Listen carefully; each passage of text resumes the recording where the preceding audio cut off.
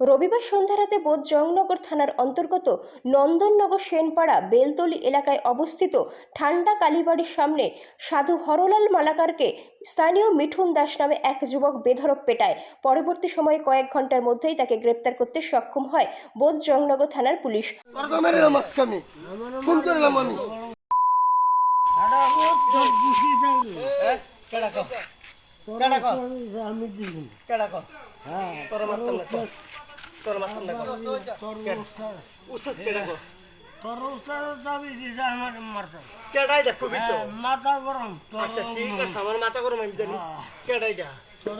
আমার মাথা তো এমনি গরম কি কো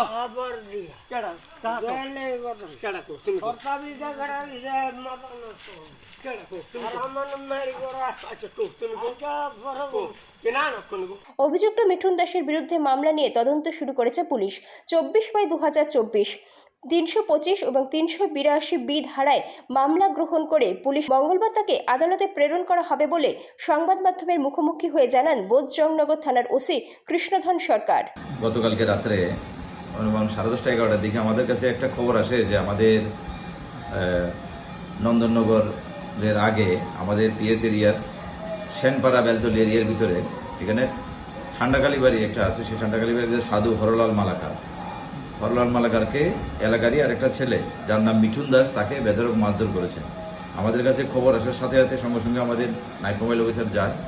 আমরা তখন খবর পেয়ে সঙ্গে সঙ্গে লোকটাকে ডিটেইন করি।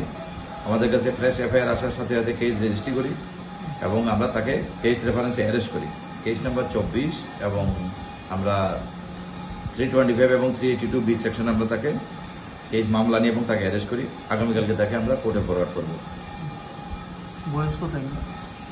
যে বয়স্ক লোকটাকে মেরেছেন প্রায় 63 হরলাল মালাকার, আর যাকে অ্যারেস্ট করা হয়েছে তার বয়স 44 বা 45 এমন।